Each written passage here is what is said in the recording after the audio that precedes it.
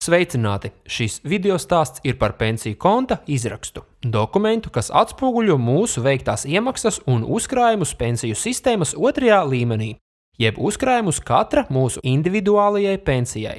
Katru mēnesi mūsu darba devējs maksā par mums sociālo nodokli. Daļa no šī nodokļa tiek iemaksāta katras personas individuālajā pensiju otrā līmeņa kontā. Piemēram, ja alga, ko saņemam, ir 500 lati, tad pensiju otrajā līmenī veiktā iemaksa būs 10 lati mēnesī. Šīs iemaksas ar attiecīgā izvēlētā pensiju pārvaldītāja starpniecību tiek ieguldītas finanšu tirgos, lai vairotu tieši mūsu pensijas kapitālu, nevis atšķirībā no iemaksām pensiju sistēmas pirmajā līmenī izmaksātu šā brīža pensionāriem. Lai ikvienam būtu iespēja ātri un ērti uzzināt, cik daudz naudas ir uzkrāts tieši viņa pensijai, Latvijas centrālais depozitārijs piedāvā jaunu pakalpojumu – iespēju saņemt savu pensiju konta izrakstu e-pastā. Zināt savu pensiju konta uzkrājumu apjomu un dinamiku ir svarīgi, jo gadījumā, ja neesam apmierināti ar izvēlētā pensiju pārvaldnieka darbību un sasniegtajiem rezultātiem, vienu reizi gadā varam to nomainīt. Savukārt izvēlēto pensiju plānu varam mainīt 2 reizes gadā, tādējādi jau šobrīd ietekmējot to, kāda būs mūsu pensija. Pensiju konta izrakstu e-pastā varam saņemt, veicot pieprasījumu savā internetbankā. Autorizējamies.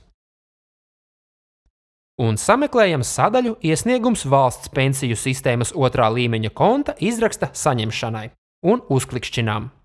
Nākamajā logā izvēlamies vēlamo pārskata periodu. Tas var būt kaut vai kopš brīža, kad sākām strādāt un maksāt nodokļus. Tad ievedam e-pasta adresi, uz kuru vēlamies saņemt konta izrakstu. Sekojošajā ailē norādām drošības paroli, ar kuru varēsim to atvērt un kas ir kā garants tam, ka informācija par jūsu pensijas konta saturu ir drošībā un nav pieejama svešām personām. Pēc tam apstiprinām, ka esam iepazinušies ar bankas darījuma noteikumiem un spiežam pogu parakstīt.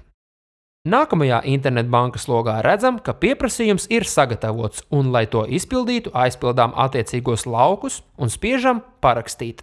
Līdz ar to pieprasījums ir pabeigts, un pēc īsa brīža savā e-pastā, ko norādījām, saņemsim unikālu, tieši priekš mums izveidotu saiti uz Latvijas centrālā depozitārija lapu. Uzklikšķinām uz tās, un, kad lapa atvērusies, attiecīgajā ailē ievedām iepriekš norādīto drošības paroli. Un jau nākamajā brīdī varēsim lejuplādēt mūsu pensiju konta izrakstu PDF formātā.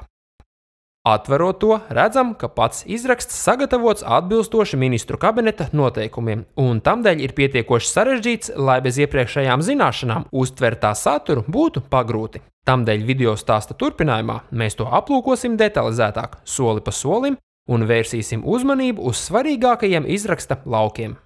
Izraksta pirmajās ailēs norādīts pieprasītais pārskata periods, kā arī datums, kad esam iesaistījušies pensiju sistēmas otrajā līmenī. Savukārt mazliet zemāk varam atsaukt atmiņā izvēlēto līdzekļu pārvaldītāju un ieguldījuma plānu. Tabulas nākamajās rindās varam noskaidrot par mums veikto iemaksu apjomu pensiju sistēmas otrajā līmenī līdz pārskata perioda sākumam, bet kas būtiskāk, iemaksu apjomu pārskata perioda beigās. Kaut vai uz šo brīdi, ja to norādījām kā pārskata perioda beigu datumu. Šos rādītājus savstarpēji salīdzinot, varam uzzināt par mums veikto iemaksu apjomu konkrētajā laika periodā. Līdzīgi varam noskaidrot arī pārskata periodā notikušās izmaiņas kopīgajā uzkrājumā mūsu pensijai. To veido mūsu veiktās iemaksas un peļņa, kas gūta pensiju fonda pārvaldītāja sekmīgas darbības rezultātā.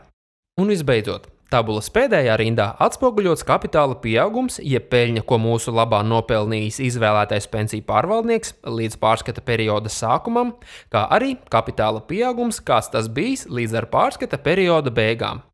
Tomēr šīs tabulas svarīgākā aile ir šī, jo tā parāda faktisko naudas daudzumu, ko mēs, sasniedzot pensijas vecumu, varēsim saņemt kā daļu no mūsu pensijas. Pensiju konta izraksta otrajā tabulā ir informācija par darījumiem mūsu pensiju kontā attiecīgajā laika periodā. Šajā gadījumā par vienu kalendāro mēnesi. Tā laikā ir veikta viena iemaksa, kas aprēķināta 2% apmērā no iemaksu objekta summas, jeb mūsu algas, un šī piemērā sastāda 22 latus un 83 santīmus. Par šī darījuma administrēšanu Valsts sociālās apdrošināšanas aģentūra ir ieturējusi 18 centīmus. Līdz ar to faktiskā summa, par kādu papildināti ieguldījumi mūsu pensiju kontā, ir norādīta nākamajā tabulas kolonnā. Sekojošajā kolonnā ir norādīta mūsu izvēlētā pensiju plāna vienas daļas vērtība. Izskaidrojot ar piemēru, ja pensiju plāns būtu uzņēmums akciju sabiedrība, tad pensiju plāna daļas vērtība būtu šī uzņēmuma vienas akcijas tirgus cena. Līdzīgi kā uzņēmuma akcionāriem, kuriem pieder tā akcijas, mums pieder pensiju plāna daļas, un to skaits ir norādīts nākamajā kolonnā. Mums piederošo daļu skaits palielinās līdz ar katru veikto iemaksu. Un visbeidzot, tabulas pēdējās kolonnas ieraksti parāda mūsu pensiju kontā kopīgo uzkrāto kapitālu, jeb naudu, kas mums tiks izmaksāta sasniedzot pensijas vecumu. Šī vērtība ir iegūta mums piederošo daļu skaitu reizinot ar vienas daļas vērtību attiecīgajā datumā. Kā redzam, daļas vērtība var mainīties atbilstoši kapitāla tirgus situācijai, un līdz ar to mainās arī uzkrātā kapitāla kopējā summa. Lūk, ar Latvijas centrālā depozitārija tiešsaistes rīku aplūkot savu pensiju otrā līmeņa konta izrakstu tagad ir tik vienkārši. Vai ir alternatīvas? Jā. Doties uz vietējo Valsts sociālās apdrošināšanas aģentūras filiāli un saņemt izrakstu drukātā formā, vai pēc īpaša e-paraksta saņemšanas nosūtīt konta izraksta pieprasījumu uz Valsts sociālās apdrošināšanas aģentūru. Izvērtējiet, kurš variants jums ir piemērotāks un izdevīgāks.